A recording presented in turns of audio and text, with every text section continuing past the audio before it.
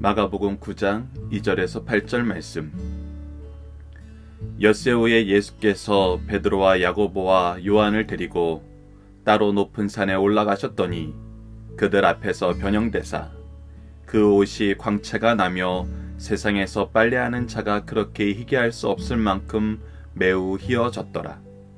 이에 엘리야가 모세와 함께 그들에게 나타나 예수와 더불어 말하거늘 베드로가 예수께 고하되 랍비여 우리가 여기 있는 것이 좋사오니 우리가 초막셋을 짓되 하나는 주를 위하여 하나는 모세를 위하여 하나는 엘리야를 위하여 하사이다 하니 이는 그들이 몹시 무소함으로 그가 무슨 말을 할지 알지 못함이더라. 마침 구름이 와서 그들을 덮으며 구름 속에서 소리가 나되 이는 내 사랑하는 아들이니 너희는 그의 말을 들으라 하는지라. 문득 둘러보니 아무도 보이지 아니하고 오직 예수와 자기들 뿐이었더라. 아멘. 안녕하세요. 승리한산 가족 여러분, 그리고 강성성경연구원 여러분. 오늘은 마가복음 9장 2절에서 8절 말씀을 내 사랑하는 아들이요 기뻐하는 자니 그의 말을 들으라라는 제목으로 함께 나누는 시간을 갖도록 하겠습니다. 어제 말씀을 통해서 예수님께서는 제자들의 신앙 고백 이후에 예수님께서 고난당하시고 죽으시고 또 다시 부활하실 것을 우리에게 가르쳐 주셨고, 그 안에서 우리가 따라야 되는 예수님의 길이 무엇인지를 보게 하셨습니다. 그리고 제자들에게 예수님의 영광을 볼 자가 있을 것이라고 얘기하시고, 이제 그 영광을 보여주는 장면으로 변화산의 사건을 우리에게 소개하고 있습니다. 자, 2절 말씀을 봅시다. 엿새 후에 라고 하면서 시간의 흐름을 얘기해주고 있습니다. 예수께서 베드로와 야고보와 요한을 데리시고 따로 높은 산에 올라가셨더니 그리고 나서 무엇을 했어요? 그들 앞에서 변형되셨어요. 바로 영광의 광채가 나타나는 그 모습으로 제자들에게 나타났습니다. 그리고 단순히 그 모습으로만 나타난 것이 아니라 바로 하나님의 선지자였던 엘리야와 모세가 함께 나타나서 예수님과 함께 말하는 장면까지 이어집니다. 3절 말씀을 보면 그 옷이 광채가 나며 세상에서 빨래하는 자가 그렇게 희게할 수 없을 만큼 매우 희어졌더라. 즉 세상에서 할 수 없는 그런 영광의 광채를 보게 된 거예요. 깨끗한 모습을 보게 된 것입니다. 그리고 엘리야와 모세가 함께 나타나서 예수와 더불어 말하는 것을 듣게 됩니다. 우리가 일반적으로 이들이 어떻게 엘리야나 모세인 줄 알게 되었나라고 했을 때는 예수님께서 바로 엘리야와 모세와 더불어 말하는 이야기를 제자들이 어떻게 할 수 있었다? 들을 수 있었다는 것을 우리가 볼 수 있습니다. 즉 대화 가운데에서 그가 엘리야고 그가 모세이고 예수님과 더불어 말을 했다는 것입니다. 무엇에 대해서 얘기를 했을까요? 이 모든 것은 지금 제자들에게 내용을 소개하기보다는 장면을 소개하는 이유는 뭐예요? 바로 지난 시간에 어제 말씀에서 우리가 봤던 것처럼 예수 그리스도가 누구시고 예수 그리스도의 사역이 무엇이고 예수 그리스도가 나아가는 것이 어떤 길인지를 분명히 알게 하시기 위해서 제자들에게 영광을 볼 것이라고 얘기했고 그 영광을 드러내셨어요. 즉 예수님께서는 이 지상에서 하나님의 구속의 역사를 성취하시기 위해서 하나님의 뜻대로 행동하고 계시고 그것을 제자들에게 가르쳐주고 있어요. 그렇다면 이 모세와 엘리야가 함께 얘기했던 것도 우리가 어떤 얘기가 중심이 되었던 것을 볼 수 있겠어요? 바로 구속의 역사, 예수 그리스도의 사명, 하나님의 뜻, 하나님의 계획 등에 대해서 제자들이 들을 수 있도록 얘기하신 것을 볼 수 있죠. 왜 그래요? 바로 모세와 엘리야가 메시아에 대해서 미리 얘기했던 선지자들 중에 한 명이었기 때문이죠. 자, 그러면은 이 대화 안에서 우리가 무엇을 볼 수 있어야 돼요? 우리가 예수님이 제자들에게 얘기하셨던 그 내용이 어떤 뜻이고 앞으로 예수님께서 가야 될 그 길이 어떤 길이고 이 일을 통해서 우리에게 맡겨진 사명과 은혜와 능력과 영생의 문이 무엇인지를 아는 것이 가능했을 터인데 5절 말씀을 봅시다. 베드로가 예수께 고하되 랍비여 우리가 여기 있는 것이 좋사오니 라고 얘기합니다. 자, 여기 있는 것이 좋사오니라는 건 뭐예요? 그 지금 들을 수 있는 대화 내용, 예수 그리스도의 사명, 구속사라기보다는 지금 현재 이 광채가 나고 매우 희어졌던 이 영광 안에서 하나님의 선지자들과 함께하는 이 장소에 더 많은 의미를 부여하게 되는 것이죠. 하지만 6절에서는 지금 그가 뭐라고 얘기하냐면 그가 무슨 말을 할지 알지 못함이니라 라고 얘기하면서 이 장면, 이 사건, 이 내용이 도대체 무엇을 위해서 이루어진 것이고 앞으로 예수 그리스도의 사역이 어떻게 나아가야 될지를 전혀 알지 못하는 상황에서 이 상황에 대한 기본적인 반응, 본능적인 반응이 바로 여기 있는 것이 좋사오니 라고 얘기했던 것을 볼 수 있어요. 우리가 항상 이 부분을 봐야 됩니다.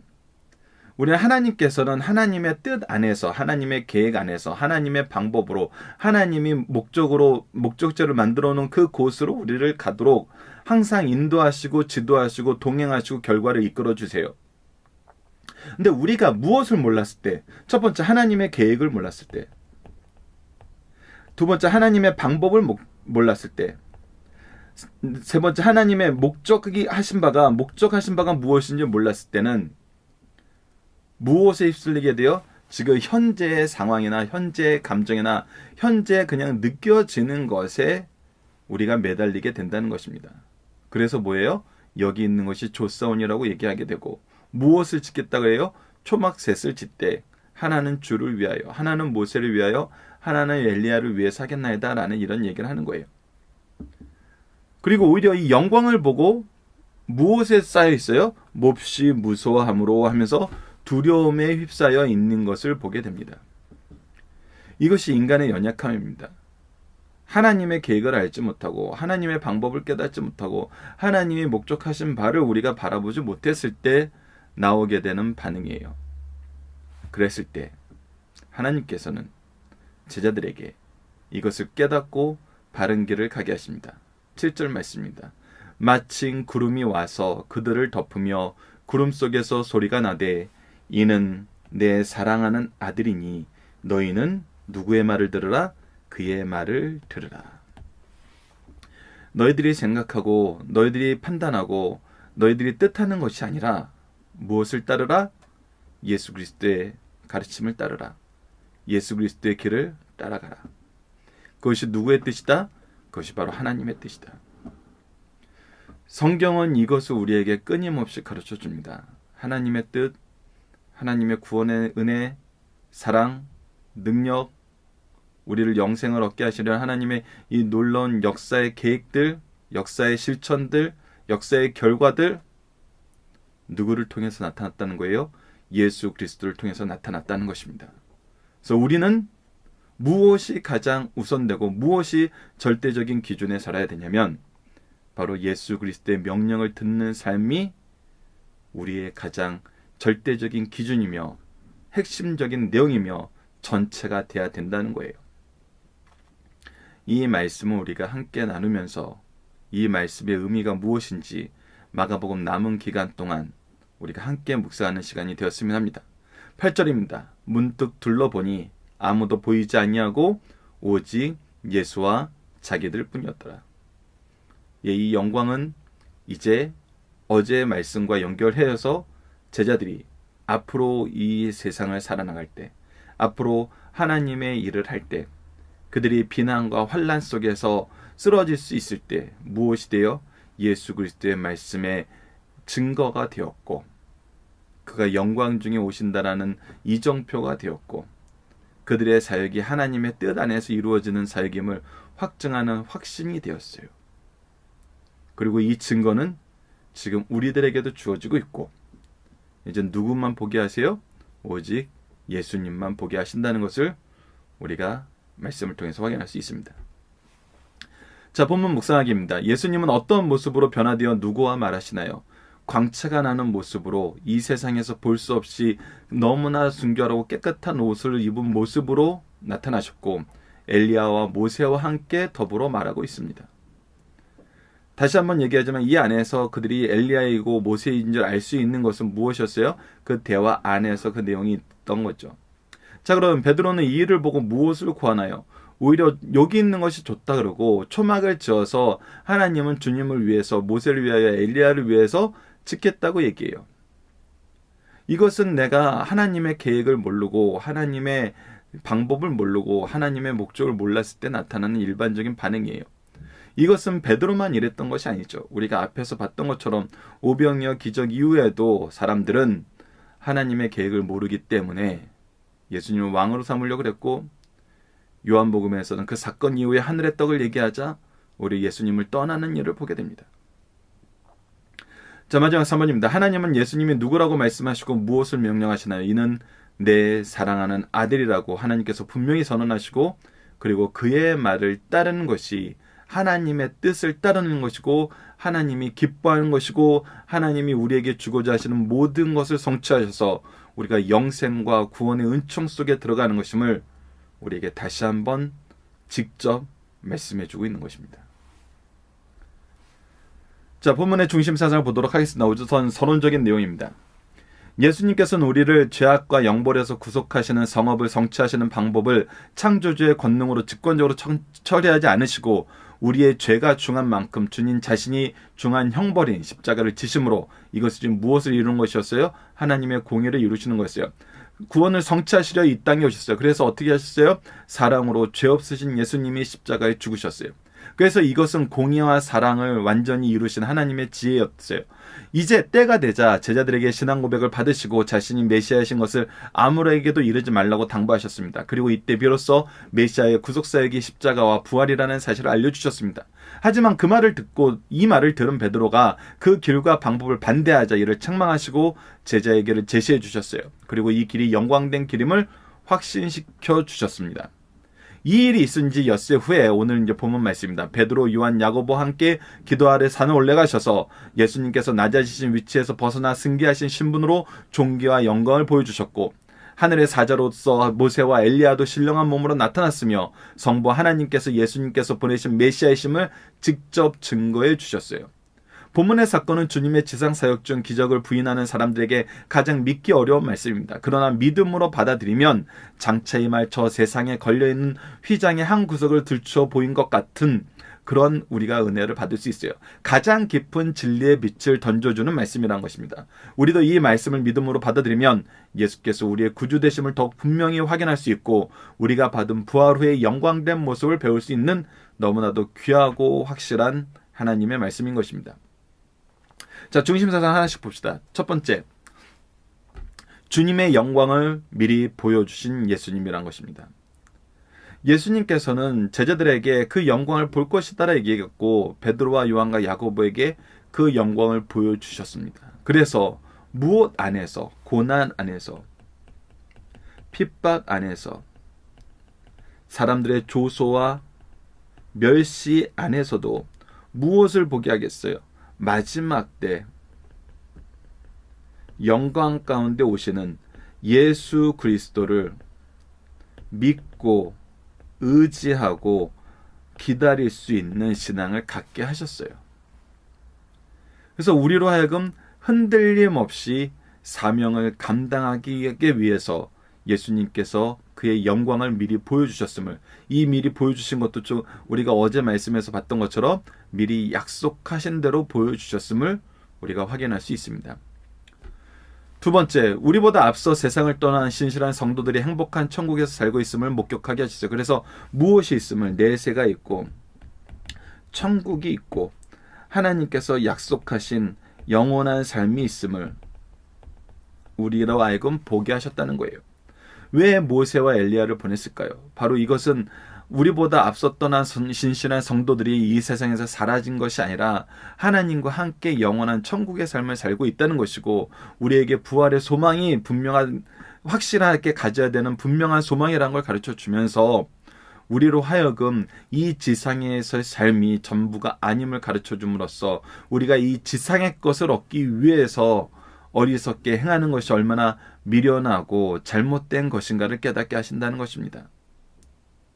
자, 모세 같은 경우는 어떤 사람입니까? 지금으로부터 3,500년 전, 당시로 보면은 1,500년 전의 사람이었고, 엘리야는 2,900년 전 사람으로 당시로서는 한 900년 전 사람이었어요. 그런 사람도 영광 가운데 예수님과 함께하고 있어요.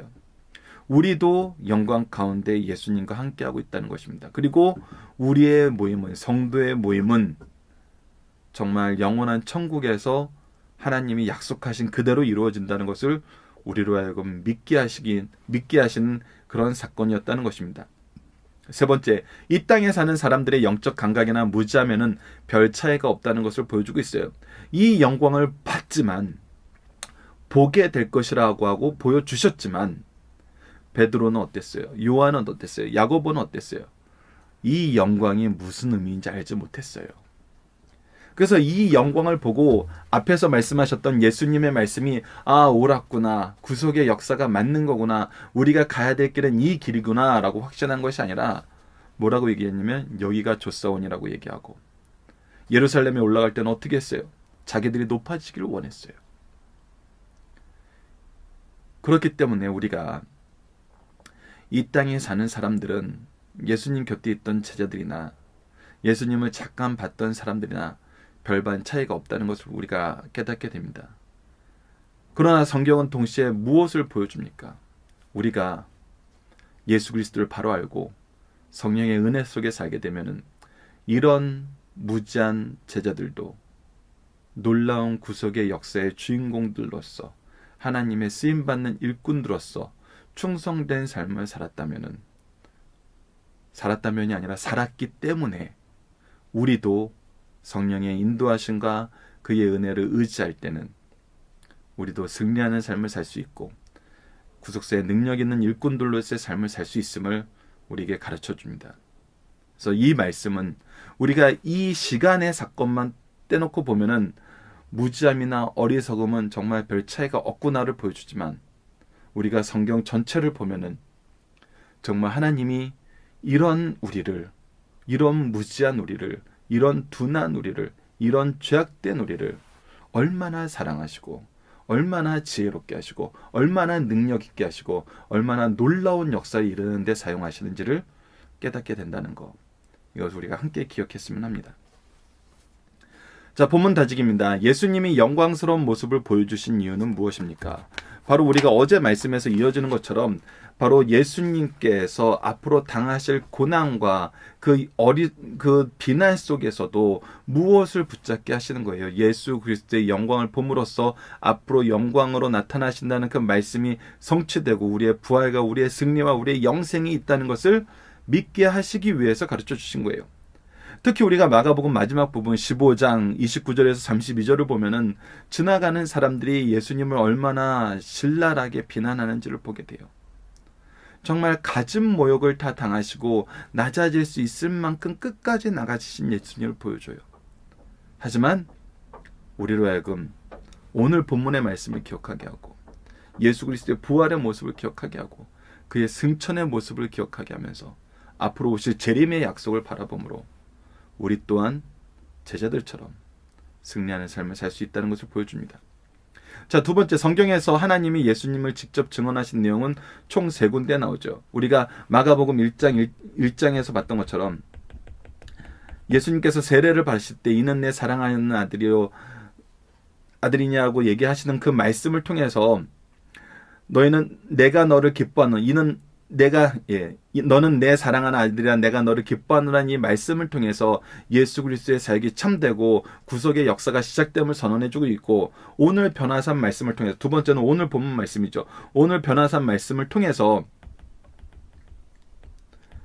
우리에게 하나님의 영광과 하나님의 뜻이 바로 예수님의 길에 있고 예수님의 말씀에 있음을 가르쳐줘요. 그리고 놀라운 것은 또 요한복음에 있습니다. 요한복음 12장 28절을 보면 이때 어떤 일이 있냐면 이방인들이 예수님의 소식을 듣고 예수님이 십자가 지르기 직전에 와서 예수 그리스도의 말씀을 듣길 원해요. 이때 12장 28절을 보면 이렇게 기록되어 있습니다. 아버지의 이름이 영광스럽게 하옵소서 하시니 이에 하늘에서 소리가 나서 가로되 내가 이미 영광스럽게 하였고 또다시 영광스럽게 하리라 하면서 무엇이 하나님께서 영광받는 것임을 우리에게 가르쳐주냐면 이방인들도 그리스도를 통해서 복음으로 생명 얻는 길이 하나님께서 영광 받으시는 이름을 우리가 알게 하시고 이것이 하나님의 영광이라는 것을 하나님께서 직접 증언하신 내용을 우리가 보게 됩니다. 그래서 우리가 적용하기 문제에서 하나님의 명령대로 우리가 들어야 한다는 주님의 말씀은 무엇인가 했을 때는 철저하게 마태복음 28장 19절로 20절 말씀에 대한 순종으로 우리가 대답할 수 있습니다. 그러므로 너희는 가서 모든 민족을 제자로 삼아 아버지와 아들과 성령의 이름으로 세례를 베풀고 내가 너희에게 분부한 모든 것을 가르쳐 지키게 하라. 볼지어다 내가 세상 끝날까지 너희와 항상 함께 있으리라 하시니라. 아멘. 우리로 하여금 모든 민족으로 제자를 삼고 그들로 하여금 믿음 안에서 교회를 세우고 세례를 받고 하나님 나라의 통로가 되는 놀라운 역사를 경험하게 하시고, 그리고 이 모든 것이 우리의 능력이 아니라 우리와 항상 함께 있으리라고 약속하신 예수 그리스도의 약속대로 성령의 인도하심과 동행하심 안에서 우리가 얻게 된 능력으로 이 일을 하는 것이고, 그 결과까지도 책임져 주셔서 우리가 성령의 열매로, 복음의 열매로 가득한 삶을 살게 하신다는 것입니다. 우리가 들어야 되는 명령은 바로 이 명령이고, 우리가 지켜야 될 말씀 바로 이 말씀이란 것입니다. 우리의 삶의 중심이 우리 스스로가 생각하는 삶에서 하나님이 이끄시는 삶으로 이동하고, 이 명령 안에서 하나님의 능력을 경험하고 은혜를 경험하고 열매를 경험하는 우리 승리한산 가족 여러분들, 그리고 강성성경연구원 여러분들 되었으면 합니다. 자, 이번 주 공동 기도 제목은 하나님의 말씀인 성경과 성령의 인도하심 속에서 예수님에 대한 바른 믿음을 소유하며 전하는 제자가 되게 하여 주소서. 오늘 본문 말씀 속에서는 말씀 속에서 우리에게 보여주신 영광을 소망하게 하여 주시고, 이 소망 안에서 환난 중에 참으며 기도하여 승리하는 삶을 살게 하여 주소서. 특히 로마서 12장 12절에 이렇게 기록되어 있습니다. 소망 중에 즐거워하며 환난 중에 참으며 기도에 항상 힘쓰며 라고 기록되어 있습니다. 소망 중에 우리가 즐거워할 수 있고 환난 중에 기도하며 참을 수 있습니다. 이것이 우리에게 약속 있는 삶이 있기 때문이고, 약속 있는 삶이 반드시 성취되는을 우리가 알기 때문입니다. 두 번째 기도 제목은 우리에게 명하신 예수 그리스도의 명령을 따라 복음을 전하여 구속사의 능력 있는 일꾼의 삶을 살게 하여 주소서라고 기도하고, 우리가 또 각자의 기도 제목들로 기도하면서 우리의 삶이 정말 주님의 삶과 일치되는 삶을 살 수 있도록 우리가 기도하고 정말 그리스도의 명령을 이루는 놀라운 삶을 사는 우리 가족들 되었으면 합니다. 감사합니다.